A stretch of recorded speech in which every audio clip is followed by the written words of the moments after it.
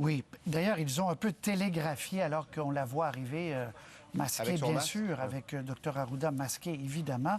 Et ils ont une panoplie de masques.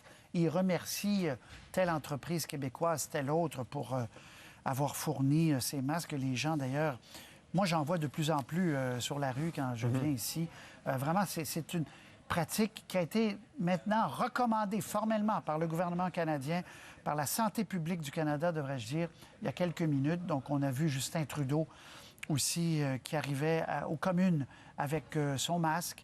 Ça sera comme ça de plus en plus au cours de l'été pour permettre ces fameux rassemblements dont vous parlez. Les gens ont hâte d'avoir le feu vert pour se regrouper dans les jardins, faire des barbecues, pas nécessairement s'attabler à coller, mais il y a des façons de faire tout ça en respectant les règles également.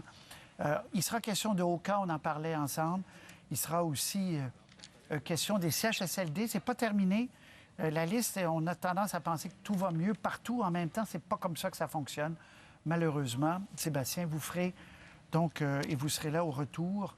On va écouter ce point de presse-là ensemble. Merci. Alors, Madame la vice-première ministre, à vous la parole. Merci beaucoup, M. Gagnon. Bonjour, tout le monde.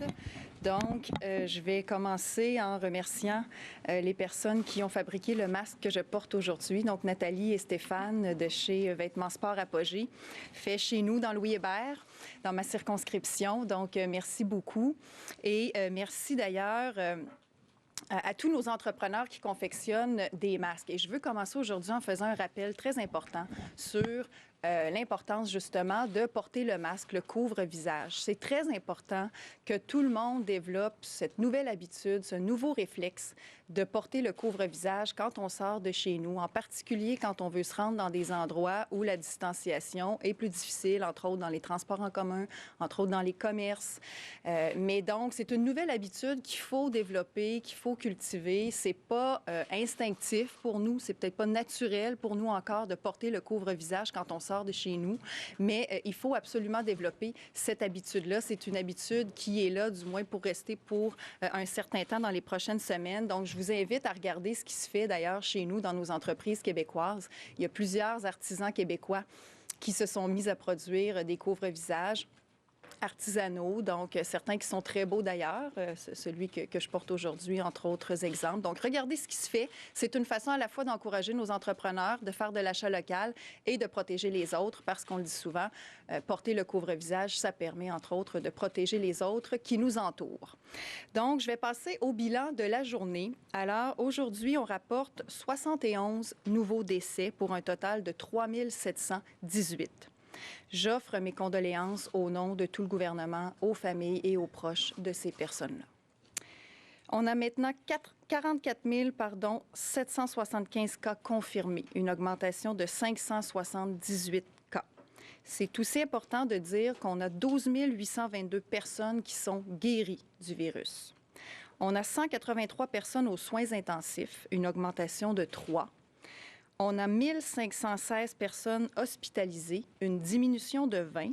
Et je veux faire une précision sur le nombre d'hospitalisations, sur la variation du nombre d'hospitalisations qui est aujourd'hui de 1516 et qui était autour de 1700 ou un petit peu plus hier de mémoire. Donc, on a le nombre maintenant de personnes qui ont été infectées et qui ont été traitées dans des milieux non hospitaliers. Donc, on a retiré ces personnes-là de la liste parce qu'elles ont été traitées justement dans des milieux qui ne sont pas hospitaliers, par exemple dans des centres de convalescence ou dans des centres de réadaptation. Donc, on a environ 200 personnes qui ont été traitées dans ces circonstances, ce qui fait qu'on les a retirées de la liste, ce qui explique la variation du nombre d'hospitalisations par rapport à hier. Donc, dans l'ensemble, on continue d'observer une tendance encourageante, une tendance, par contre, avec laquelle il faut toujours être prudent. Oui, on peut s'en réjouir, mais il faut comprendre que cette tendance-là qui se montre encourageante, c'est grâce toujours et ça dépend toujours de la somme de tous les petits gestes qu'on pose au quotidien, que tous et chacun nous posons au quotidien pour contenir, limiter, freiner, diminuer la propagation du virus et la contagion. Donc, c'est pas le moment de relâcher, on le dit souvent, mais c'est très important. On se raccroche dans ces temps difficiles à la moindre parcelle d'espoir, à la moindre bonne nouvelle. Donc, il y a cette tendance encourageante, mais il faut pas relâcher parce que ça dépend toujours de ce qu'on fait et de ce que nous continuerons de faire. Donc, si on veut continuer d'avancer dans la bonne direction, il faut maintenir nos bonnes habitudes de distanciation, d'hygiène et le port du couvre-visage aussi autant que possible. Ceci dit, on est très conscient, je suis très consciente qu'après 2 mois, c'est de plus en plus difficile de se montrer aussi discipliné, aussi respectueux des règles. Et en particulier à l'approche de l'été, avec l'arrivée du beau temps, on s'ennuie de notre monde, on s'ennuie de nos amis, de notre famille, nos enfants, nos parents, nos grands-parents, selon. Et donc, ça finit par être dur sur le moral. Ça, on en est très conscient.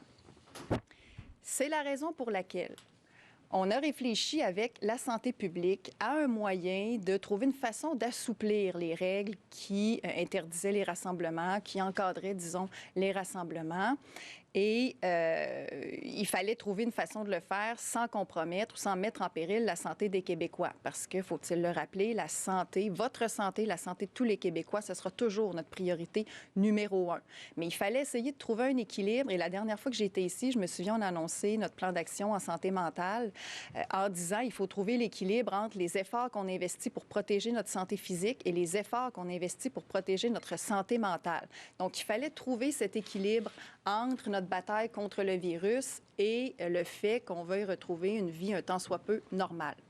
Et je suis donc heureuse de vous dire aujourd'hui que la santé publique nous a donné le feu vert pour aller de l'avant avec certaines mesures d'assouplissement en ce qui a trait au rassemblement extérieur.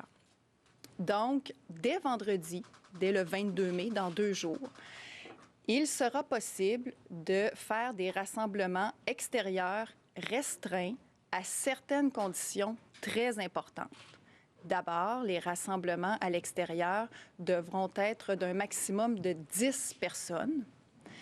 Et puis, ces rassemblements de 10 personnes maximum devront inclure des personnes provenant d'au maximum 3 ménages ou 3 familles ou 3 adresses, appelons ça comme on veut, mais donc 3 cellules de personnes, si on veut, qui habituellement demeurent ensemble. Donc, 10 personnes maximum provenant de 3 familles différentes maximum et toujours à l'extérieur de chez vous, de votre maison, de votre appartement, que ce soit dans votre cour ou évidemment dans les parcs ou autres espaces, mais on pense plus spécifiquement là, au fameux barbecue et à la fameuse envie qu'on sent là, un peu partout avec l'été qui arrive de pouvoir inviter des amis ou de la famille chez nous. Ça veut donc dire qu'on peut, par exemple, une famille pourrait inviter des amis de 2 autres familles chez elle pour se rassembler dans la cour, à condition qu'il y ait un maximum de 10 personnes, un maximum de 3 familles, et toujours en gardant aussi, autant que possible, la distanciation de 2 mètres. Ça aussi, c'est très important. Donc, à l'extérieur, distanciation, 10 personnes maximum, 3 familles maximum. Ça veut dire aussi un autre exemple que des enfants, parce qu'on a entendu le cri du cœur de nos jeunes, les enfants qui aimeraient ça pouvoir socialiser à nouveau en dehors des jeux vidéo et des écrans. Donc, des enfants de 3 familles pourraient se réunir ensemble puis jouer dans une ruelle ou dans la cour de l'une ou l'autre de ces familles-là. Donc, à condition que ce soit maximum en provenance de 3 familles, une dizaine d'enfants maximum pourraient jouer ensemble à nouveau. Donc, ce sont des bonnes nouvelles, mais il faut comprendre que c'est toujours le même principe. À mesure qu'on annonce une nouvelle avancée, si on veut, vers un retour à la vie normale, c'est toujours à condition de demeurer scrupuleux sur le respect des consignes de santé publique parce que c'est toujours un test qu'on fait. Quand on annonce une nouvelle possibilité, bien, c'est toujours un test parce qu'il faut voir après ça les effets que ça va avoir sur la courbe, sur la contagion, sur le réseau, etc. Donc, à chaque fois qu'on annonce ces nouvelles possibilités, ce sont des bonnes nouvelles, mais on doit absolument les accompagner d'un respect strict des mesures de santé publique, continuer de se laver les mains, continuer d'être à 2 mètres autant que possible, et le port du couvre-visage. Mais quand même, ce sont des bonnes nouvelles. C'est sûr que quand on pense que des gens pourraient recevoir d'autres personnes dans leur cours, on demande de garder une distance autant que possible, mais il faut être réaliste, là. C'est évident que quelqu'un, à un moment donné, va devoir entrer pour peut-être aller à la salle de bain. S'il y a des très jeunes enfants, quelqu'un pourrait devoir entrer pour changer une couche. Bon, il y a des situations comme ça qui sont l'évidence et qui vont nécessiter peut-être d'entrer à l'intérieur, mais s'il vous plaît, on vous demande d'éviter de vous rassembler à l'intérieur. On n'est pas rendu là pour le moment. Donc, pour l'instant, on fait le test à l'extérieur, sous réserve, là, comme je disais, de certaines choses qui sont du gros bon sens, là, le fait de devoir accompagner un enfant à la salle de bain, etc. Mais évitez de vous transporter à l'intérieur. On n'est pas rendu à pouvoir autoriser les soupers entre amis, les parties, les rassemblements dans les sous-sols et tout ça à l'intérieur, dans les appartements, dans les maisons, peu importe. On n'est pas rendu là. On vous demande de vous en tenir à des rassemblements à l'extérieur. 10 personnes maximum, 3 familles maximum, en respectant autant que possible la distanciation de 2 mètres et d'éviter, là, tu sais, c'est ça, des fois, bon, un vendredi, un samedi soir, on invite les gens à mesure que la soirée avance. Des fois, il commence à faire noir, des fois, il commence à faire froid, puis on peut avoir le goût de rentrer en dedans, mais s'il vous plaît, ne succombez pas à cette tentation. Pour l'instant, on s'en tient au rassemblement extérieur. Quand c'est terminé, on rentre chacun chez nous. On verra l'effet que ça aura et on verra éventuellement la possibilité de peut-être pouvoir le faire à l'intérieur. Mais aujourd'hui, on annonce pour l'extérieur, ce qui est déjà une très bonne nouvelle parce que ça va quand même nous permettre de revoir nos amis, de revoir notre famille et de profiter du beau temps. On sentait que ça, c'était une envie qui était très, très répandue. Il y a même déjà beaucoup de gens qui profitaient de l'extérieur. Il commence à faire beau. Il annonce beau en fin de semaine et tout ça. Donc, vous allez pouvoir profiter du beau temps, profiter des gens qui vous entourent. Et ça va faire bien du bien à tout le monde parce que, comme je le disais, on sent que là, après 2 mois de confinement, on était rendu là. Et on a une autre annonce aussi à faire aujourd'hui que je ne ferai pas en détail en ce moment, mais dont je vais vous donner un avant-goût, une autre bonne nouvelle qui, d'après moi, va rendre les Québécois heureux, à savoir que la santé publique nous a également donné le feu vert pour rouvrir progressivement tout ce qui est soins corporels, soins esthétiques et soins de santé privés. On pense entre autres aux salons de coiffure et aux cliniques de dentistes qui pourront rouvrir éventuellement. Les dates qui ont été arrêtées pour le moment, c'est le 1er juin pour ce qui est des soins de santé privés dans tout le Québec. Et pour ce qui est des soins esthétiques corporels, ce serait le 1er juin en dehors de la grande région de Montréal et de la MRC de Joliette. Donc, la date pour la réouverture des soins des entreprises, c'est-à-dire de soins corporels et esthétiques pour la grande région de Montréal et pour la MRC de Joliette, reste à déterminer. Mais donc, on a déjà ces 2 dates-là qui sont prévues, ce qui est encourageant. On entendait quand même beaucoup parler là, de l'impatience, en tout cas de la hâte des gens de voir, entre autres, les salons de coiffure rouvrir. Donc, ce sera une bonne nouvelle qui sera accueillie, j'en suis certaine, aujourd'hui. Et ce sont mes collègues ministres de la Santé et ministres du Travail, Daniel Mécan et Jean Boulet, qui feront cette annonce un petit peu plus tard cet après-midi, avec tous les détails qui en découlent. Donc, toutes ces belles annonces qu'on fait aujourd'hui, je le répète, ça dépend aussi de notre capacité à maintenir nos bonnes habitudes de distanciation et d'hygiène. Parce que si la contagion devait repartir de plus belle, si on devait percevoir des effets indésirables aux nouvelles possibilités qu'on s'offre collectivement, bien, on devrait faire marche arrière. Souvenez-vous, quand on avait annoncé le plan de déconfinement des régions, on avait certaines dates là-dedans et la réouverture aussi, les écoles, les services de garde et tout ça. On a dû, depuis ce temps-là, repousser certaines dates, entre autres à Montréal, pour les commerces, les écoles. Donc, quand on sent que c'est nécessaire, quand la santé publique sent que c'est nécessaire, on n'hésite pas à faire des reculs ou à modifier des dates parce que la santé, c'est la priorité.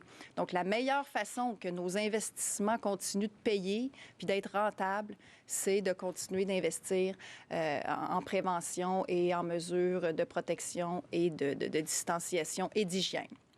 Je veux aussi faire une mise au point sur les vacances de nos infirmières parce qu'il y a des informations qui ont circulé par rapport à cette question-là qui ont été diffusées, entre autres, hier sur les vacances que pourront prendre nos infirmières cet été. Donc, je veux être très, très claire là-dessus. Nos infirmières vont pouvoir bénéficier cet été d'un repos qui est amplement mérité. Donc, il n'est pas question d'empêcher nos infirmières de prendre des vacances. Par contre, on va favoriser des séquences de vacances de 2 semaines et il va falloir que les établissements, bien sûr, s'assurent de pouvoir maintenir l'offre de services un petit peu partout pour des raisons évidentes. On ne peut pas se permettre d'avoir de rupture de service. Déjà que, bon, le personnel est un enjeu, c'est un secret pour personne depuis les dernières semaines, mais donc, il n'est pas question d'empêcher les vacances ou on va faire le maximum pour s'assurer que nos infirmières puissent avoir des vacances. Et dans les zones froides, les vacances vont pouvoir être gérées comme elles le sont d'habitude, là, en vertu des ententes et des règles syndicales. Donc, je voulais faire cette mise au point-là parce que c'est important que nos infirmières sachent qu'on est très conscient du fait qu'elles méritent amplement ce repos et on doit avoir tout le monde aussi frais et dispo que possible cet automne pour, entre autres, prendre soin de nos personnes vulnérables. Pour mes remerciements du jour, bien, je vais revenir sur le port du masque et je vais remercier à nouveau tous nos entrepreneurs québécois. Je l'ai dit déjà d'entrée de jeu, mais je veux vraiment remercier en particulier ceux qui n'avaient pas l'habitude nécessairement de produire ce genre de produits-là, donc qui sont un petit peu virés de bord, si vous me passez l'expression, très rapidement et qui se sont adaptés spontanément aux besoins qui s'est présenté avec le fait qu'on doive maintenant porter un couvre-visage, donc des couturiers, des couturières, entre autres, des entreprises qui se sont mis à fabriquer des couvre-visages pour les citoyens, qui font de très beaux produits avec bon, une gamme de prix et tout ça. Donc, il y en a qui sont accessibles selon les besoins et selon l'intérêt pour une foule de gens. Donc, on a eu ce besoin-là qui s'est présenté, dont on ne se serait pas douté il y a quelques semaines. Ça prenait des gens qui s'adaptaient puis qui étaient capables d'être créatifs puis de rapidement en produire. Et c'est ce que nos entrepreneurs ont fait. Et au-delà de ces remerciements-là, je veux vraiment faire un appel à tout le monde. Regardez ce qui se fait chez nous. Regardez les couvre-visages qui sont produits par nos artisans québécois. Il y a des choses très intéressantes.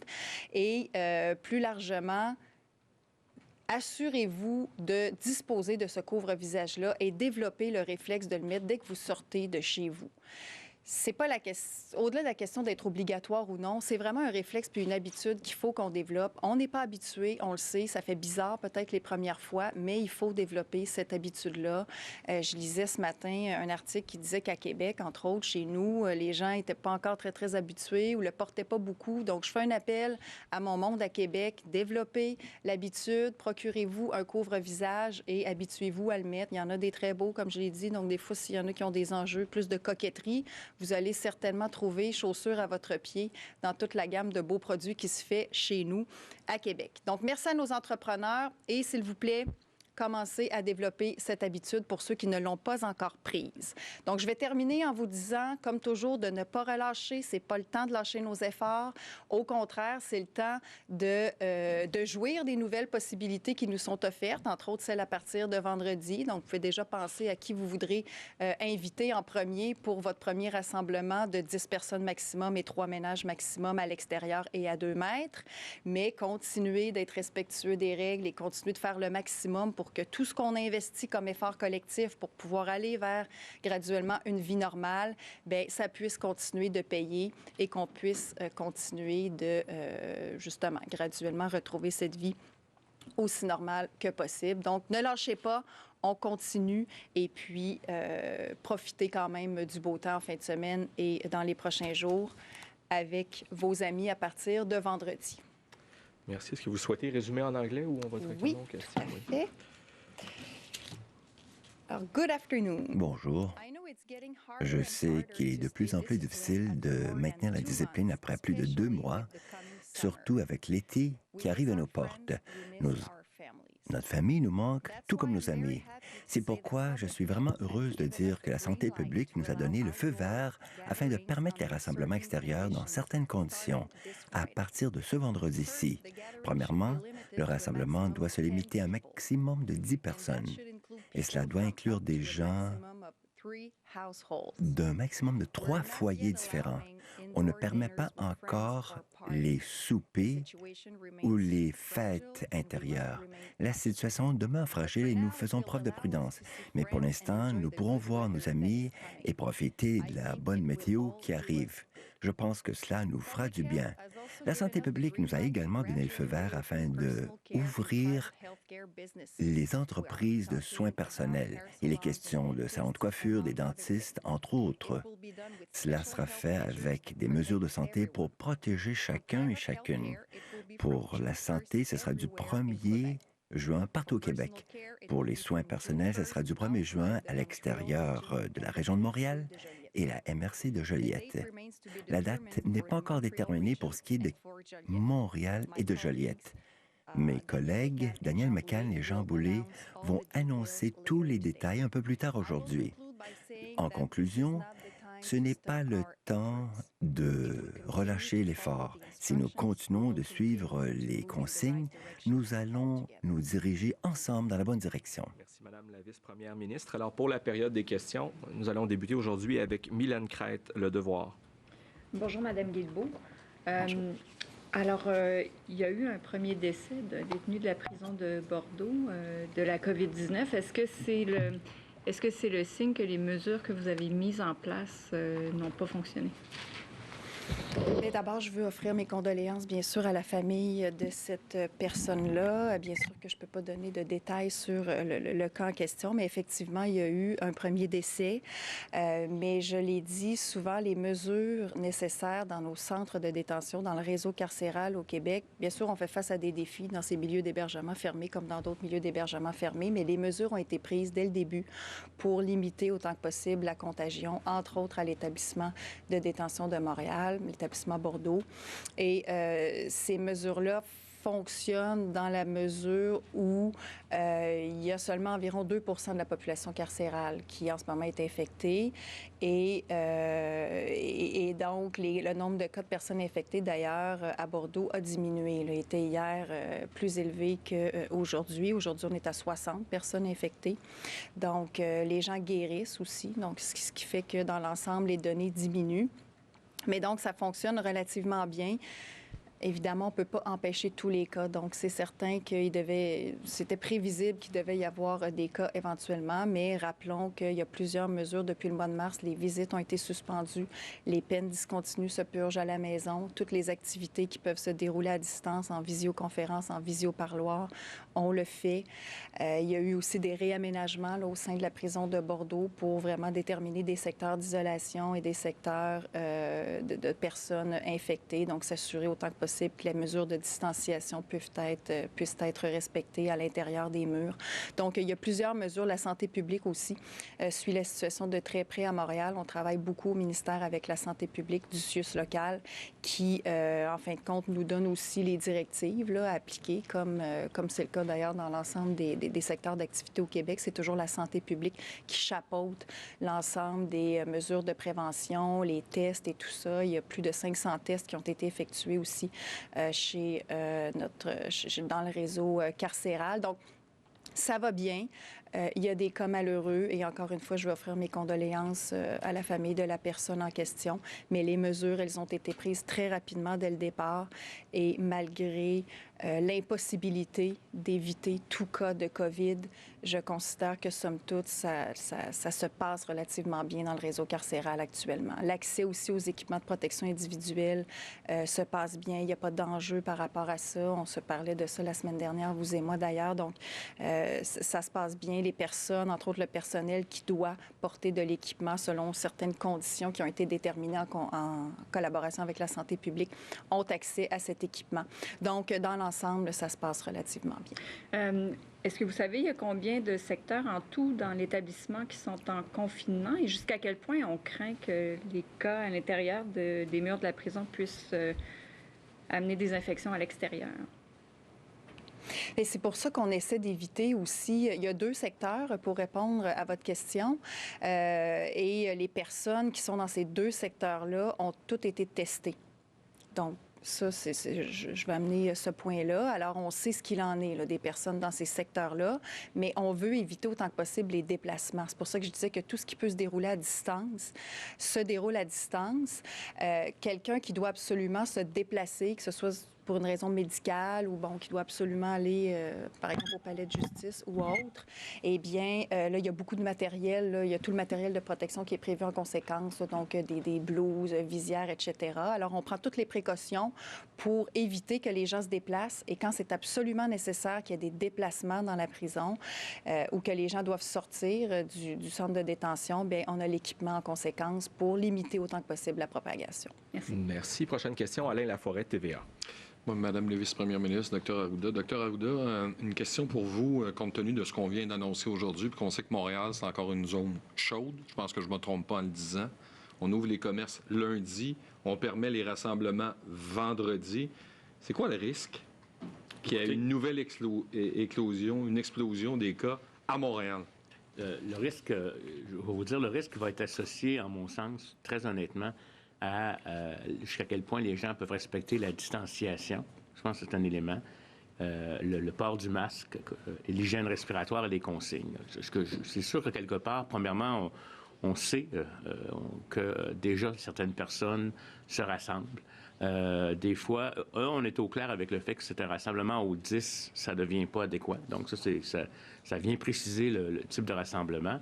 Puis ça vient, je vous dirais, donner une consigne qui a été analysée sur la base de tout ce qui se fait au point de vue international. Le chiffre de 10 semble faire consensus. Puis là, quand on parle de 3 maisonnées, là, le concept de bulle, c'est ce qui est utilisé ailleurs, 3 maisonnées, ce que je voulais aussi spécifier, c'est que les 3 maisonnées, c'est des personnes qui vivent sous le même toit, dont une famille de 4, une famille de 3, une famille de 3. Ces personnes-là qui vivent sous le même toit sont dans la même maisonnée. Absolument, ils ne gardent pas 2 mètres de distance. Ils peuvent, eux, être plus proches les uns des autres. Mais les 3 familles différentes vont pouvoir se voir avec 2 mètres de distance. À New York, on a vu des parcs qui ont été dessinés avec des ronds, là, où on voit vraiment les gens sont... Si les gens respectent les 2 mètres, si les gens, quand ils vont se croiser, vont porter un masque, si les gens qui vont organiser les commerces vont appliquer cette distanciation-là, on n'est pas dans le même phénomène que quand on est à l'intérieur enfermé. Fait que pour le moment, je vous dirais que il faut aussi balancer l'effet sur la santé mentale des individus, les rencontres clandestines qui sont, à mon avis, plus problématiques qu'une rencontre qui est planifiée. C'est plus facile d'enquêter sur une éclosion, éventuellement, si on connaît les familles avec qui on a été puis qu'on est capable de chercher des contacts. Fait que la situation est fragile, mais je vais vous le dire comme tel, on pense que si on ne donne pas cette soupape-là, on va avoir des conséquences négatives importantes au niveau de la santé mentale, Puis les gens vont le faire de façon clandestine, etc. Fait que je pense que c'est comme si on ouvre un peu le robinet. Par contre, les autres consignes demeurent. Ça ne veut pas dire que parce qu'on peut se voir 3 maisonnées à l'extérieur, ça peut être dans un parc, ça peut être dans sa cour chez soi, qu'on veut des rassemblements à l'intérieur de la maison, parce que c'est là que les contacts sont plus importants, c'est plus difficile de respecter, de mettre un rapprochement, on touche plus d'objets qu'à l'extérieur. Fait que moi, ce que je veux dire, c'est que Montréal, ça demeure fragile. Montréal, on y va progressivement avec des délais par rapport à d'autres régions. Et on va mesurer la situation. Puis si jamais on se rend compte que les gens ne respectent pas les consignes, à ce moment-là, on verra ce qu'on va faire. Si on se revoit, on voit vraiment, là, il y a des gens qui vont observer. Puis je pense que ça va devenir, à mon avis, aussi une certaine norme sociale actuellement. Il faut comprendre qu'on refait des soupers à l'extérieur, soit dans les parcs, etc., mais dans un contexte qui est un peu différent de ce qu'on avait avant. Donc, des contacts, les familles restent dans leur îlot, puis ils essayent de rester à 2 mètres les uns des autres. S'il y a un croisement, ils font ça rapidement, là. Mais c'est pas 3 familles qui se regroupent dans un espace clos, fermé. On comprend que ça va prendre 21 jours avant que vous soyez capable d'avoir un portrait juste de la situation à Montréal où il y a plus de cas. C'est-à-dire que 21 jours, ça, on va avoir des indices plutôt. On va suivre les comportements des individus, parce que ça, puis il y a des gens qui regardent les données, ces distanciations, on fait des sondages. Déjà, certaines personnes ont avoué qu'ils ont pas respecter la consigne d'aller voir un membre de la famille alors qu'il ne devrait pas, etc. Là, on sent là, que les gens le font. 21 jours, la période d'incubation, moi, je vous dirais, là, on va avoir certains signes après 10 jours, reconfirmer plus vers 14, puis vraiment, là, 21 jours. Mais vous savez, nous, dès qu'on va voir certaines tendances, là, ou qu'on va voir les comportements ne sont pas respectés, on peut revenir en arrière. Et là, ce serait vraiment tout le monde qui serait perdant. Puis donc, je vous invite à respecter ça. Puis faites-le pour vous, votre santé, faites-le pour la santé de vos aînés, puis faites-le pour la santé aussi des autres. Puis faut que ça devienne comme une norme sociale. C'est pas le temps de faire des parties 30 personnes dans la cour autour de la piscine, mais 10 personnes, avec la distanciation, ça va être permis. Merci. Maintenant, au tour de Mathieu Dion, Radio-Canada. Bonjour à vous deux. J'essaie de savoir qu'est-ce qui change par rapport à l'arrêté qui avait été émis le 20 mars, ou le décret. Parce qu'il y avait déjà une autorisation de se retrouver avec d'autres personnes en gardant une distance de 2 mètres. Finalement, qu'est-ce que vous permettez aujourd'hui? Et d'un point de vue de sécurité publique, jusqu'à quel point c'est gérable, ce que vous annoncez? On vient clarifier, en fait. Le décret disait qu'on pouvait déjà être en présence à l'extérieur de gens si on gardait le 2 mètres puis tout ça, mais on vous disait autant que possible éviter de le faire dans votre cours, sur votre terrain, dans des endroits qui sont propices à ce que tôt ou tard, on soit plus à 2 mètres, on va y rentrer en dedans, bon. Puis qu'il y ait des contacts indus ou de la promiscuité indue en période où on ne pouvait pas encore se le permettre. Donc ça, aujourd'hui, ça vient donner des balises très claires. Dr Arruda l'a bien dit, puis je pense qu'on l'a probablement tous observé dans nos quartiers respectifs. Il y a des gens qui commençaient à le faire déjà. T'sais, on voit des familles de plus en plus nombreuses, des fois des maisonnées de plus en plus nombreuses dans la même cour à mesure qu'il fait beau. Donc, c'était de venir dire, parfait, il faut être réaliste, les gens sont tannés, les gens veulent se voir, s'ennuient, il fait beau, il fait chaud. On veut pouvoir se rassembler, mais là, on met des balises très claires. Donc, on vous dit, vous pouvez être 10, maximum 3 cellules, 3 maisonnées. C'est pas forcément des familles avec de la parenté, ça peut être des colocataires, etc. Donc, maximum 10 personnes à l'extérieur, 3 ménages, avec la distanciation autant que possible quand c'est pas des gens d'une même maisonnée. Et comme ça, tout le monde a les mêmes balises, les mêmes référents, puis on sait exactement à quoi s'en tenir, puis on sait à quoi on a droit, puis on peut profiter, disons, l'esprit plus tranquille du beau temps et du fait de pouvoir revoir graduellement nos proches. Parce que s'il y en a qui se le permettaient déjà plus ou moins clandestinement, il y en a qui n'osaient pas, puis qui disaient, bon, mais je m'ennuie, puis tout ça. Fait que là, maintenant, ces gens-là peuvent le faire franchement, ouvertement, sans être stressés, mais toujours en respectant les règles, parce qu'évidemment, on le dira jamais assez, c'est toujours un test, ces nouvelles affaires-là. On essaie une nouvelle affaire. Si on voit qu'il y a un effet désirable sur la contagion, bien, on doit revenir en arrière. Donc, on demande aux gens d'être respectueux. En sous-question. Que répondez-vous à la demande du maire d'Oka de faire intervenir la Sûreté du Québec dans le parc national pour permettre aux gens d'y accéder? Parce que présentement, ils ne peuvent pas le faire. Oui, il y a des discussions qui sont en cours avec, notamment avec M. Simon, le grand chef de Kanesatake, avec mes collègues aussi du ministère de Forêt, Faune et Parcs, parce que le parc en question relève de la CEPAC, donc ministère de la Forêt, des Faunes et des Parcs. Donc, il y a des discussions là, chez mon collègue Forêt, Faune et Parcs, ma collègue ministre responsable des Affaires autochtones et le grand chef Simon Kanesatake avec la santé publique locale. Donc, on est en train d'essayer de voir exactement là, quelle solution on pourrait trouver à cette problématique-là. On comprend qu'il y a des inquiétudes à divers endroits au Québec, mais notamment dans ce coin-là sur la période de déconfinement qu'on vit. Mais donc, c'est ça. Il faut essayer de voir de quelle façon est-ce qu'on peut les rassurer, puis comment on peut en venir à une solution qui va nous permettre de... Mais il ne s'agit pas d'interdire l'accès au parc. C'était prévu que les parcs de la CEPAC rouvrent le 20 mai. On est le 20 mai. Donc, on les encourage, ou plutôt on les décourage à bloquer l'accès au parc, mais on est en discussion là, pour trouver une solution à cette problématique-là. Évidemment, nous, chez nous, on garde toujours un œil avisé sur les situations en termes de sécurité publique, mais ce n'est pas un enjeu qui actuellement relève de la Sûreté du Québec ou du ministère de la Sécurité publique. C'est vraiment des discussions entre CEPAC, Forêt, Faune, Parc, Affaires autochtones et monsieur le grand chef Simon Kanesatake et la santé publique, bien sûr. Merci. Je vous signale que le temps file. Prochaine question, Olivier Bossé, Le Soleil. Bonjour. Hier, M. Legault a dit qu'il se réjouissait que la frontière américaine reste fermée. Si c'était juste de lui, ce serait jusqu'à la fin juillet. Pouvez-vous me dire pour vous la différence entre ça et des gens de la Côte-Nord qui disent « Nous, on aimerait que la frontière, ou le barrage plutôt, reste fermé plus longtemps parce qu'on veut se protéger, entre guillemets, des gens des zones chaudes ».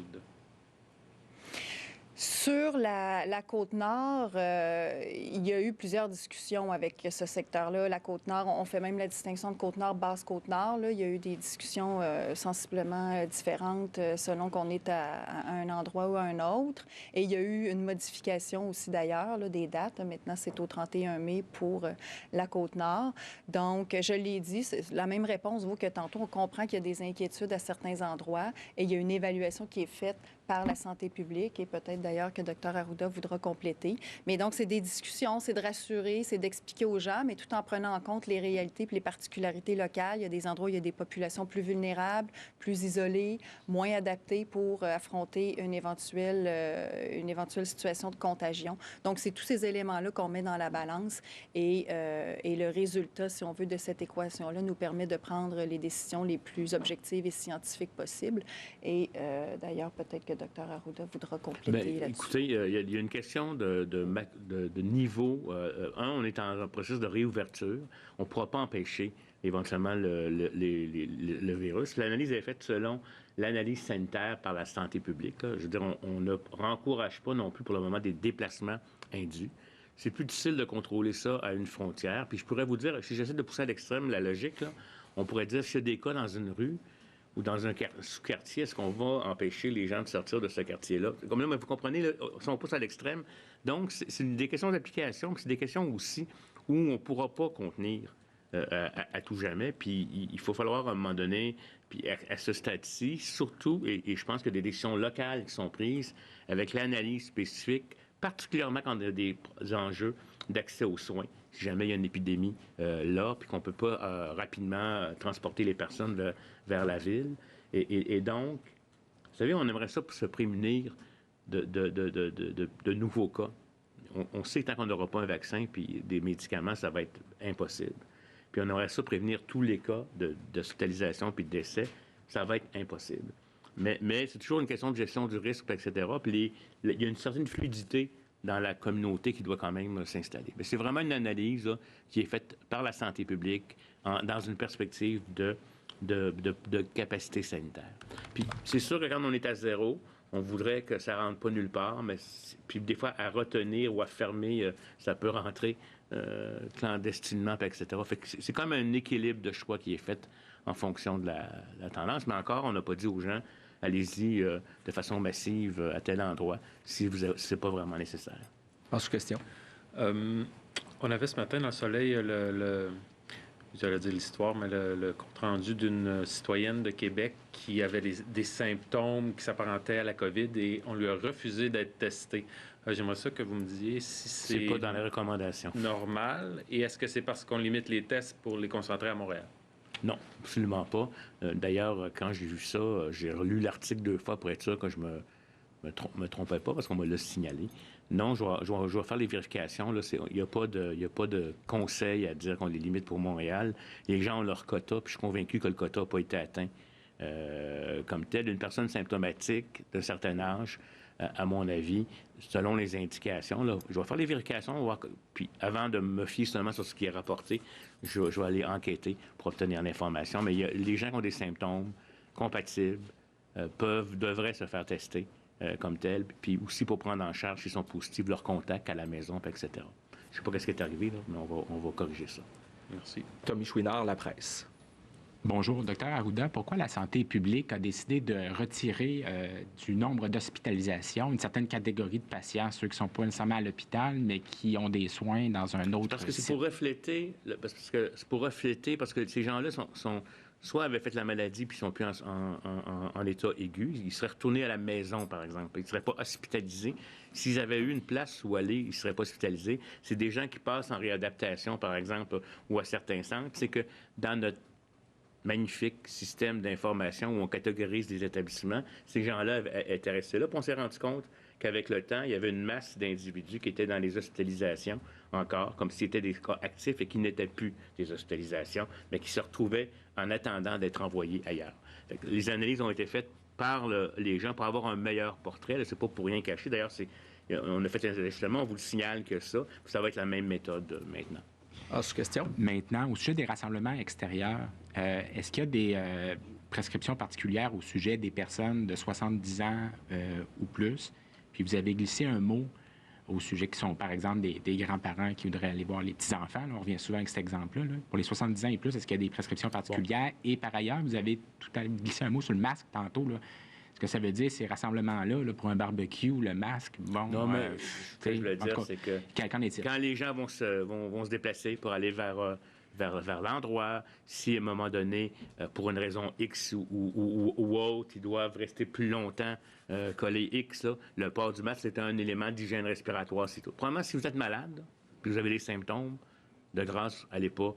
Non, mais il faut le répéter, des fois, des gens, on sait qu'on a un risque parce que des gens asymptomatiques qui peuvent le faire. Deuxièmement, souvent, c'est des gens qu'on connaît, avec qui on peut avoir confiance sur ce qu'ils ont pu faire antérieurement. Là, c'est un élément. Puis là, la question des personnes âgées, bien, c'est sûr que si vous êtes une personne vulnérable avec une maladie chronique, puis vous avez 82 ans, si vous allez à l'extérieur, vous allez à ce souper-là, il y a un potentiel, avec des maisonnées quand même, que vous poussiez être infecté. Le risque n'est pas, mais c'est pas comme si vous allez partout à l'extérieur, etc. Si vous restez dans votre bulle maisonnée, avec qui vous vivez votre garçon, disons un garçon puis sa mère, puis il est invité chez l'autre sœur, bien, je veux dire, si la personne reste dans sa bulle, elle ne se rapproche pas de 2 mètres des autres, elle pourrait être à l'extérieur, au parc dans une bulle, je veux dire, dans une zone où elle est plus proche, elle peut être assise sur sa chaise, puis son fils est à côté d'elle, mais l'autre famille avec qui elle ne vit pas, ou qui a des petits-enfants qui vont à la garderie, par exemple, ou qui travaillent, on essaie de ne pas les rapprocher. C'est une décision, à mon avis, personnelle. Si la grand-mère, même si on a dit qu'il y a des grands-mères en bonne forme, 69 ans, qui pouvaient venir garder leurs petits-enfants toute la semaine, là, il y a un jugement à se poser. Est-ce qu'on considère qu'elle est dans la maisonnée ou elle n'est pas dans la même maisonnée? Mais elle est déjà, si dans la semaine, elle est avec cet enfant-là, puis elle a des contacts étroits, pour être dans la bulle de maisonnée comme telle. Mais l'important, c'est qu'il ne faut pas que ça dépasse jamais 10.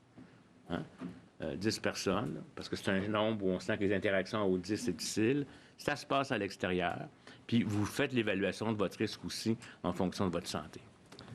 Patrice Bergeron, La Presse canadienne. Bonjour à vous. Madame Guilbeault, on reçoit beaucoup de messages de parents montréalais qui se plaignent de la qualité très inégale du soutien pédagogique que le réseau public fournit.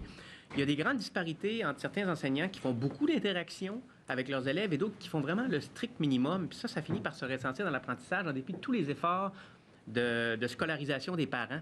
Qu'est-ce que le gouvernement pourrait faire pour atténuer les disparités dans l'apprentissage des élèves?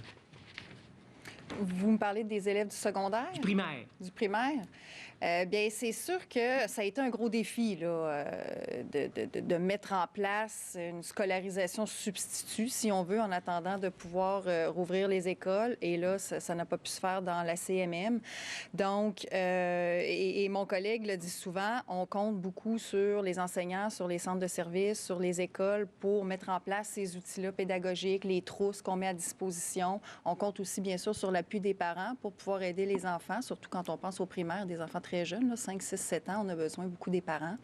Donc, mais les commissions, c'est-à-dire les centres de services, les écoles, déploient énormément d'efforts en ce moment, ont dû s'adapter très rapidement à cette situation-là. C'est possible que d'un centre de service à l'autre, ou peut-être même d'une école à l'autre, à l'intérieur d'une même communauté, il y ait des variations, d'un professeur à l'autre aussi, possiblement. Mais dans l'ensemble, l'écho qu'on a, c'est que tout le monde fait le maximum d'efforts pour faire des suivis auprès des élèves, des enfants, pour mettre à disposition des trousses pédagogiques, pour s'assurer que, malgré tout, on est capable de continuer à stimuler nos jeunes, à avoir quand même un environnement qui soit enrichissant puis stimulant sur le plan intellectuel, qui peut les occuper aussi, parce qu'un enfant qui ne va pas à l'école, à un moment donné, le temps est long. Donc, on fait confiance à nos enseignants, on les remercie aussi. D'ailleurs, s'il y a des situations qui doivent être signalées, elles peuvent l'être aussi à travers les centres de services et notre collègue ministre de l'Éducation et tout le ministère, d'ailleurs, font des suivis, suivent ces situations-là de très, très près, entre autres, justement, à la CMM où les écoles n'ont pas pu rouvrir. Et s'il y a des ajustements qui doivent être faits, on les fait. Sous-question? Une sous-question maintenant pour M. Arruda.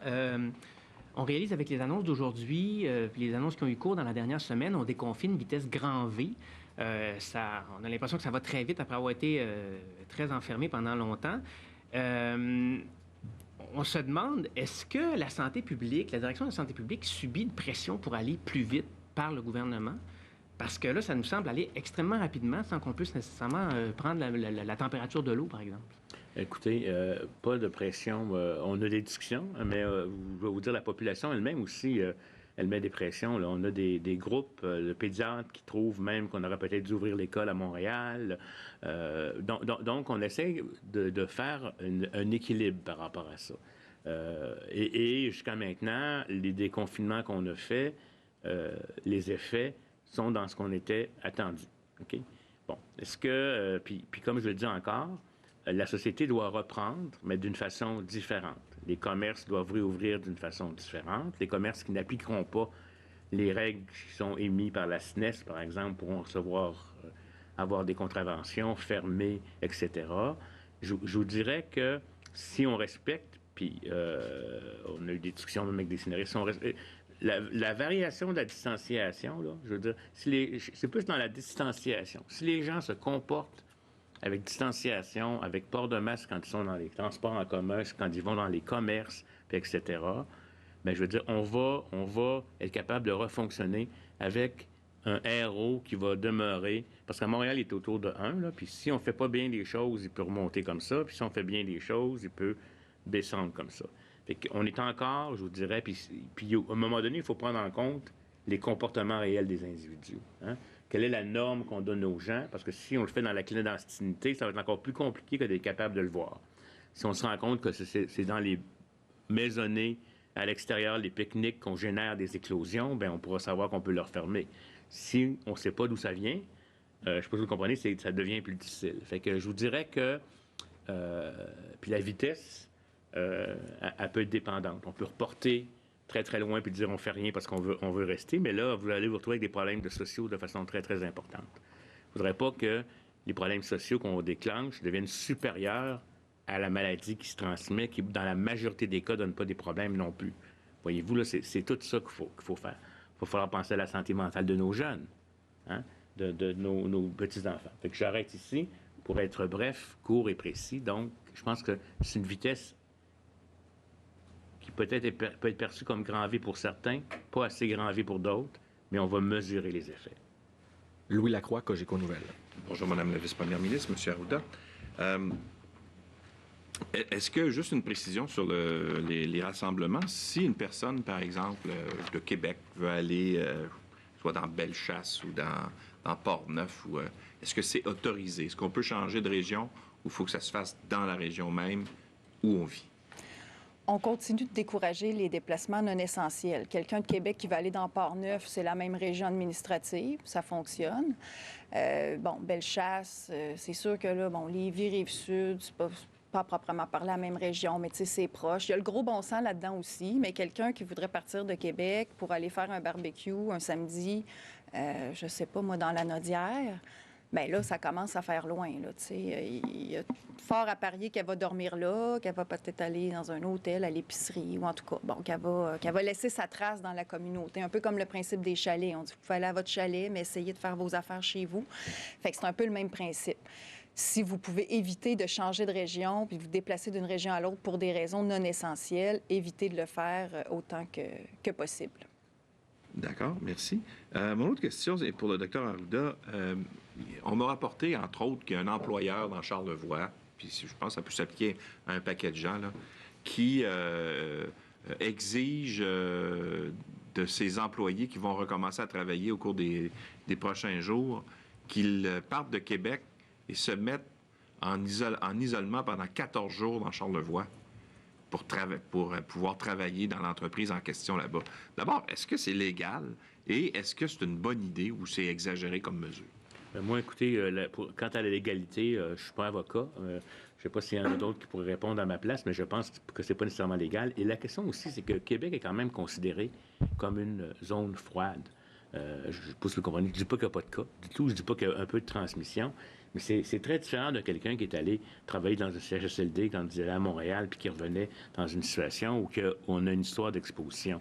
Fait que là, je trouve que c'est là que ça devient là, un comportement qui, à mon sens, moi, je pense pas que ça vient de la santé publique, cette information-là. C'est l'entreprise qui... C'est ça. Moi, je pense que c'est exagéré par rapport à la chose. Que les gens disent, si tu as des symptômes, puis tout ça, tu viens pas, c'est correct, là. Mais d'empêcher quelqu'un de Québec d'aller dans Charlevoix, puis de le mettre en isolement 14 jours, puis qu'il doit rester là-bas pendant 14 jours avant de recommencer à travailler, je pense qu'on n'est pas dans une différence de transmission assez importante. Je ne dis pas qu'il y a peut-être plus de cas à Québec, mais ils vont se concentrer autour, ça s'est concentré autour de certains établissements. Il peut y avoir de la circulation. Là, je veux juste vous dire une chose. Hein. Le virus, il est partout, il rôde, il faut avoir l'impression qu'il est partout. Mais pas à mettre des mesures comme ça qui, à mon avis, viennent brimer des droits ou des accès qui ne sont pas justifiés. Pour brimer les droits, il faut avoir des bonnes raisons. Je ne sais pas si vous comprenez. Et là, moi, je pense que c'est un problème. Merci. Alors, pour conclure, à mon tour, Marc-André Gagnon du Journal de Québec et du Journal de Montréal. Depuis tantôt, vous parlez du nécessaire équilibre entre santé publique, mesures de protection, puis santé mentale. Mais en même temps, là, vous dites, pour les déplacements régionaux, entre les régions, on va continuer d'encourager les gens à se limiter aux déplacements essentiels. Est-ce que ça ne devient pas, en quelque part, un déplacement nécessaire pour quelqu'un, je vais donner un exemple, qui habite à Montréal et dont les parents sont en Gaspésie. Ça ne devient pas une raison humanitaire éventuellement que de retourner voir ses parents peut-être qui sont seuls en Gaspésie. Et comme vous êtes ministre de la Sécurité publique, comment la police va pouvoir encadrer tout ça? Donc, à la fois la question des déplacements entre les régions, mais aussi du respect de la dizaine, là. Dans les cours cet été, il va y avoir un barbecue. Est-ce qu'on va sortir, on va créer une police de la dizaine? Donc, autant pour les déplacements interrégionaux que pour les barbecues. Comment vous allez faire pour encadrer ça? Puis qu'est-ce qui sera vraiment permis, là? Premièrement, sur les déplacements interrégionaux, l'humanitaire, ça a toujours été permis. Quand je dis une raison non essentielle, l'humanitaire fait partie des raisons essentielles. La définition d'humanitaire, ça peut porter une certaine interprétation. On a souvent dit aussi qu'on se fiait au bon jugement des policiers à l'époque où les régions étaient confinées. Ce n'est plus le cas maintenant. Donc, on se fie à la bonne foi des gens. C'est certain que si vous avez un parent ou un grand-parent qui est très isolé dans une autre région, qu'il n'y a personne d'autre pour l'aider, de toute façon, on considère déjà que vous étiez légitime de vouloir aller aider cette personne-là si vraiment elle ne pouvait pas trouver de l'aide ailleurs dans sa communauté. Donc, ça peut se comprendre. L'exemple qu'on donnait tout à l'heure, c'était plutôt si, par exemple, vous avez des amis puis de la famille qui habitent dans la même région que vous, mais vous avez aussi un autre groupe d'amis dans une région qui est à 300 km, peut-être vous pourriez commencer par voir vos amis qui habitent proches avant d'aller à 300 km. C'est dans ce sens-là que je disais que quelque chose peut être plus essentiel qu'une autre chose. Et pour ce qui est de l'encadrement de cette nouvelle permission à 10 personnes maximum, le fait justement de fixer un nombre de personnes, ça aide en quelque sorte à pouvoir évaluer la conformité d'un rassemblement. Donc, c'est quand même assez facile là, de dénombrer. Là. C'est de l'arithmétique simple. Donc, 10 personnes et moins, vous avez le droit. Au-delà de 10 personnes, vous n'avez pas le droit. Et là, évidemment que les policiers ne commenceront pas à aller investiguer les terrains privés, puis à rentrer dans les maisons, puis à cogner aux portes là, pour prendre les gens en flagrant délit. C'est pas ça l'idée. On se repose toujours aussi sur le sens des responsabilités et la bonne foi des Québécois.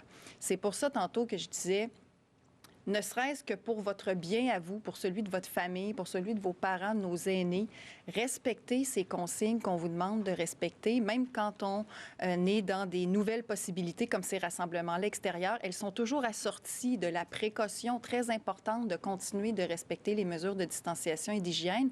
Donc, on se rend service à tout le monde en continuant de les respecter parce que ça va nous éviter de devoir faire des reculs, de devoir réinterdire les rassemblements, de peut-être retarder plus longtemps qu'on le devrait les éventuels rassemblements intérieurs, de devoir peut-être retarder d'autres choses qui pourraient arriver plus vite si on se donne les moyens de faire en sorte que ça arrive, c'est-à-dire en respectant les consignes. Donc, Oui, ce sera simple d'une certaine façon de vérifier si quelqu'un est dans ses droits ou non avec ce nombre de 10 qui a été fixé. Mais moi, je m'en remets d'abord et avant tout à la bonne foi des gens, au fait qu'ils ont été exemplaires jusqu'à aujourd'hui. Donc, je leur demande de continuer. 10 personnes quand même, là, tu as les moyens, même si tu as 2 ou 3 enfants, tu as les moyens d'inviter là, quelques amis, quelques membres de ta famille. Ça peut être très agréable. On profite du beau temps. Tout le monde est légal. Tout le monde se protège. Et puis, tout le monde est heureux. Donc, je comprends là, qu'on va peut-être lever la pédale un peu sur la dimension des sanctions. C'est-à-dire que c'est des cours privés. Si on parle, par exemple, d'un rassemblement dans votre cour, on ne peut pas comme ça là, arriver chez vous. Il y aura des dénonciations, possiblement des signalements. Et encore là, un peu comme on disait, il ne faut pas tomber dans la surparanoïa. Là, c'est sûr que s'il y a 25 voitures chez votre voisin, puis normalement, ils sont 2 dans la maison, on peut comprendre que vous ayez des doutes. Mais, tu sais, bon, des fois, ça se peut qu'il y ait des gens qui viennent avec plus qu'une voiture aussi. Donc, ce sera un équilibre, puis le gros bon sens pour tout le monde. Mais donc, en sous-question, pour les 70 ans et plus particulièrement, puis même pour la population en général, quand on se rend sur le site du gouvernement du Québec, vraiment pas facile de s'y retrouver. C'est écrit petit. Il y a là un défilement incroyable de copier-coller de communiqués de presse qui ont été mis bout à bout puis mis à jour une fois de temps en temps.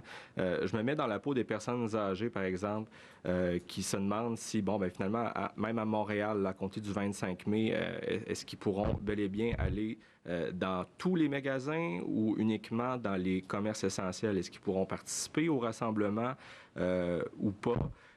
Et à partir de quand aussi? Parce que, les gens l'ont peut-être oublié, mais pour les 70 ans et plus, ce n'était qu'à compter d'hier qu'il était possible de retourner dans les commerces essentiels. Finalement, les gens se sont déconfinés presque instantanément quand on l'a abordé. Donc, est-ce que vous allez faire un ménage là-dedans pour que l'information soit plus facile à retrouver là, pour les gens? Bien, je prends note du commentaire très constructif. On va vérifier effectivement si c'est bien compréhensible pour tout le monde sur le site Internet. Mais pour les personnes... d'abord, pour les rassemblements, je l'ai, je pense, dit, mais je vais le redire. Donc, la possibilité de faire des rassemblements à partir de vendredi, ça s'applique à tout le Québec. Donc, à tout le Québec. Pour ce qui est des personnes de 70 ans et plus, je pense que la question a été posée tout à l'heure. Évidemment qu'on décourage les personnes qui auraient une condition médicale ou une condition de santé telle qu'ils seraient plus vulnérables à contracter le virus. On les décourage de toute façon à faire des activités, à se rassembler, même avec leur famille ou leurs amis, parce qu'elles doivent se protéger et protéger les autres en même temps, mais d'abord se protéger elles-mêmes. Et donc, c'est ça. Sinon, l'ensemble des mêmes règles s'appliquent. La réouverture des commerces à Montréal, c'est le 25 mai, donc la semaine prochaine, pour les commerces qui ont une porte sur l'extérieur. Je ne sais pas si je réponds. Il y a un ensemble de choses, là, comme vous l'avez dit, qui s'appliquent, mais c'est toujours avec la même précaution pour les personnes de 70 ans et plus. On avait déjà annoncé certains assouplissements pour ces personnes-là, qu'elles puissent fréquenter à nouveau les commerces, qu'elles puissent retrouver un semblant d'autonomie aussi. Donc, ça continue de s'appliquer à travers notamment cette possibilité de faire des rassemblements extérieurs à 10 personnes maximum à partir de vendredi, mais toujours avec ce même gros bon sens, ce même souci de se protéger malgré les nouvelles possibilités qui sont annoncées. Je ne sais pas si oui, c'est correct, je pense, mais une personne de 70 ans ou 71 ans qui est en forme, qui voudra aller s'acheter un vêtement dans une boutique qui porte sur rue, ça porte un masque en y allant. Puis d'ailleurs, j'encourage tout le monde à porter le masque parce qu'on se protège les uns les autres. Hein? Et donc, elle va dans le commerce. Le commerce a mis en place des consignes pour lavage de mains. On demande aux gens de ne pas prendre tous les vêtements là, puis les manipuler, là, mais vraiment d'essayer de se concentrer, magasiner un peu différemment. C'est des consignes que les commerçants vont faire.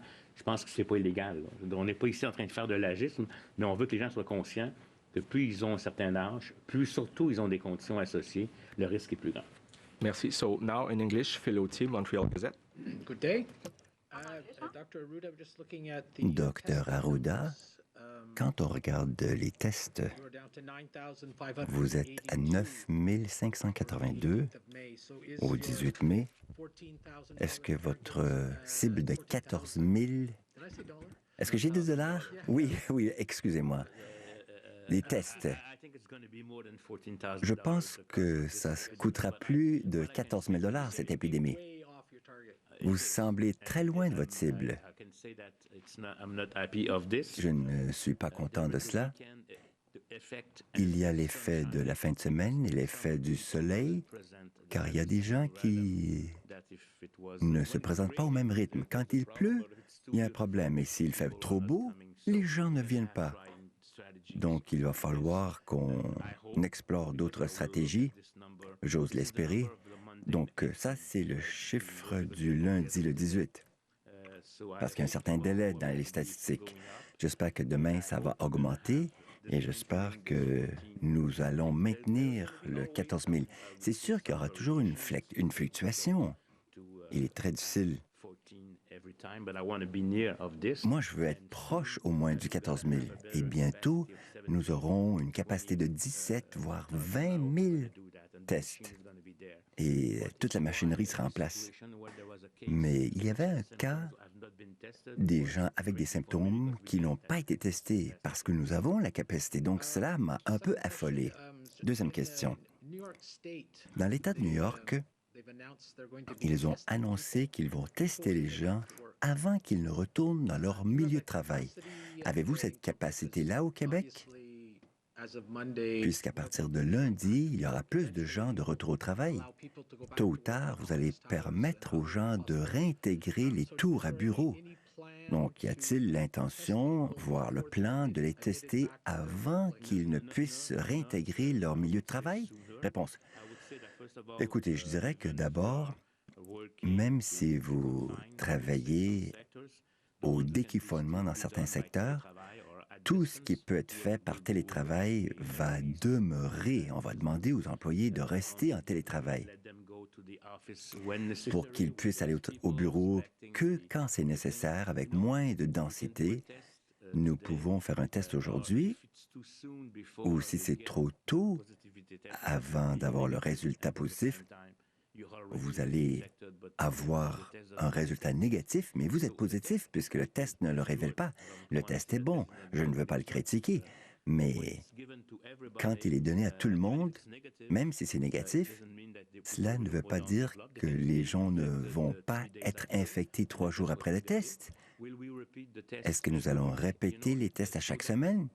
Ce n'est pas nécessairement la stratégie désirée. Et nous connaissons les taux de transmission, mais nous n'avons peut-être pas autant de cas de transmission qu'à New York. Si nous avons 5 % qui ont eu la maladie, cela veut dire qu'il y a une quantité importante de gens qui ne sont pas infectés. Donc, ce qui est important, c'est que de s'assurer que ces gens-là respectent la distance, utilisent un masque quand ils se déplacent, pour ne pas contaminer quelqu'un d'autre au moment d'être à la fois asymptomatique et contagieux. Question. Il y a un détenu de Bordeaux qui est mort de la COVID. Les détenus étaient préoccupés sur la gestion du virus dans la prison. Qu'a fait la prison pour protéger les détenus et le personnel? Et est-ce qu'il y a quelque chose qui va changer après ce décès? Réponse. Avant tout, j'aimerais offrir mes plus profondes condoléances à la famille de la personne qui est décédée à la prison de Bordeaux. Comme je l'ai déjà dit, nous avons mis en place beaucoup de mesures préventives dès le début de la pandémie dans nos milieux carcéraux un peu partout dans la province. Jusqu'ici, ces mesures ont fonctionné pas mal bien. Bien sûr, on ne peut pas éviter tous les cas, car ce sont des environnements fermés. Donc, c'était sûr que tôt ou tard, nous allions avoir des cas. Mais au moment de vous parler, nous avons 60 détenus qui sont affectés et 28 membres du personnel qui sont infectés. Eux représentent environ 2 % de toute la population carcérale. Cela veut dire que les mesures que nous avons adoptées ont fonctionné pas mal bien. Dès le 14 mars, nous avons interdit toute visite. Nous nous sommes assurés que toutes les activités qui pouvaient être effectuées avec la distance ou de façon virtuelle, comme les visioconférences, ont été faites. Nous avons également adopté des des dispensations médicales pour les gens qui avaient des cas spécifiques. Donc, on a beaucoup fait pour protéger les gardiens de prison et les détenus. Et nous avons travaillé en étroite collaboration avec les CIUS de Montréal.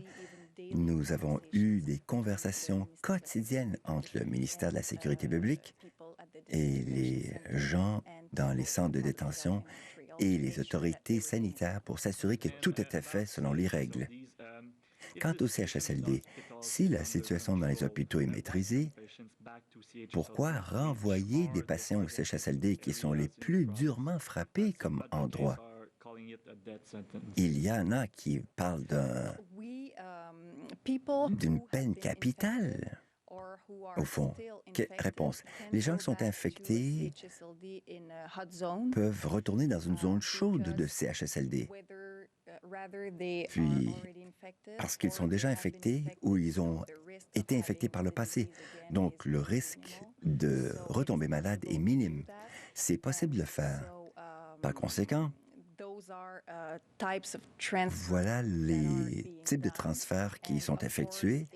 Maintenant, bien sûr, si quelqu'un a été malade et ne l'a plus et doit être transféré, nous les mettrons dans une zone froide pour s'assurer qu'il n'y ait pas de contamination. Voilà les procédures qui sont en place pour s'assurer que les gens qui n'ont pas à être hospitalisés puissent retourner dans leur milieu de vie. Et parfois, ce sont des gens qui attendaient une place et peuvent en retrouver une en CHSLD. Question. Le conseil de bande de Kanesatake est en train de refuser des gens, même si, en théorie, le parc national d'Oka est ouvert à partir d'aujourd'hui. Vous savez que le maire d'Oka demande à la sécurité du Québec d'intervenir. Les tensions sont avivées. Qu'allez-vous faire à cet égard? Et pourquoi nous n'avons pas prévu cela? Car les tensions sont élevées depuis quelques bonnes heures déjà. Réponse. Il y a des discussions maintenant en cours entre les gens du ministère de la Faune et des Parcs, qui sont responsables de la CEPAC, qui sont responsables du parc que vous mentionnez, entre eux donc et mon collègue du ministère des Affaires autochtones et M. Simon, le grand chef de Kanesatake, et l'autorité locale de la santé publique dans les Laurentides, puisque nous croyons comprendre qu'il y a des préoccupations quant au déconfinement et le fait que les gens peuvent aller et venir, y inclus dans le parc. Mais cela a été annoncé que les parcs de la CEPAC ouvriraient leurs portes aujourd'hui, donc ils sont ouverts aujourd'hui. Ce n'est pas approprié d'essayer d'arrêter les gens de se rendre dans un parc.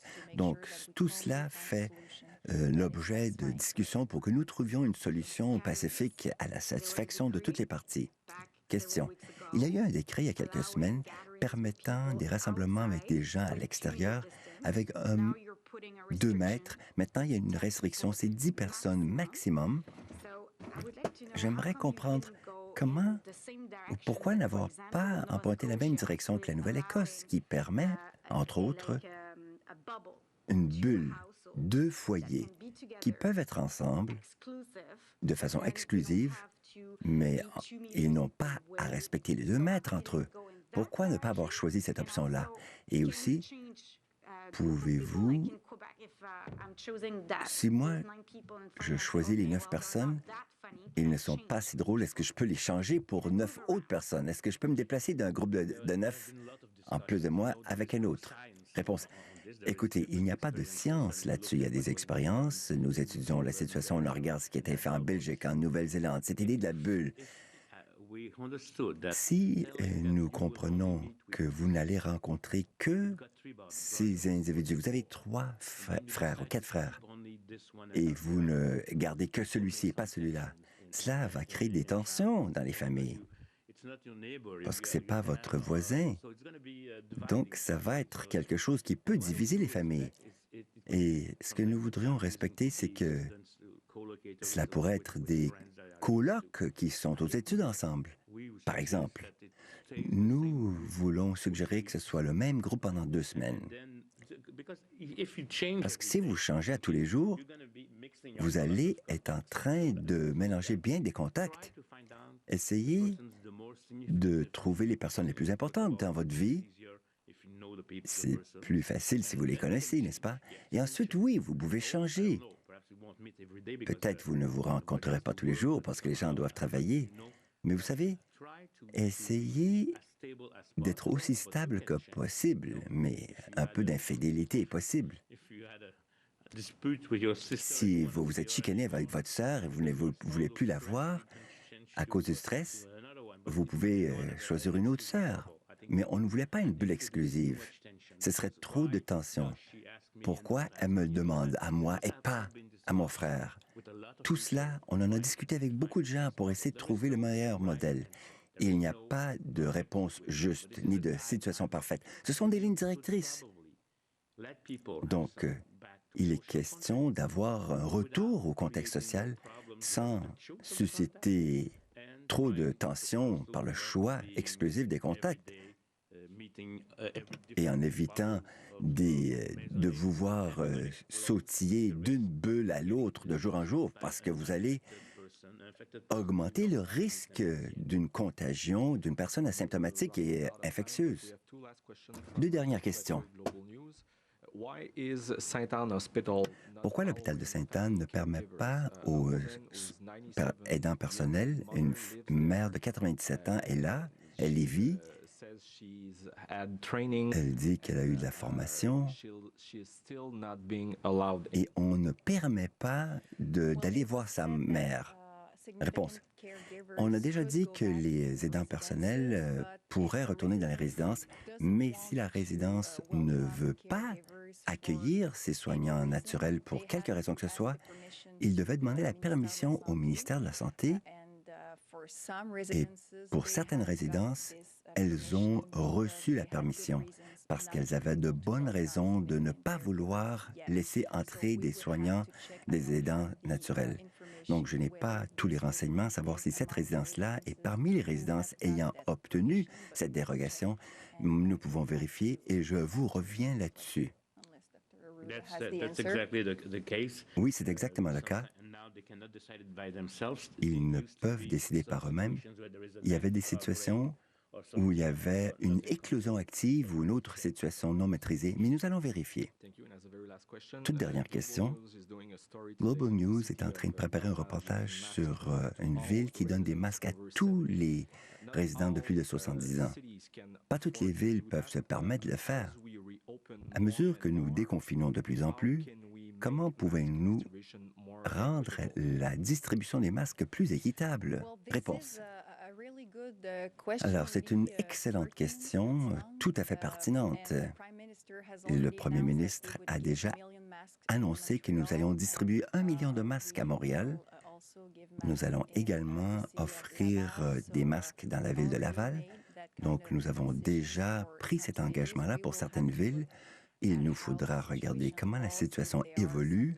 S'il y a des besoins ailleurs, nous pouvons certainement aborder la question au moment voulu. C'est ce qui complète pour cette conférence de presse.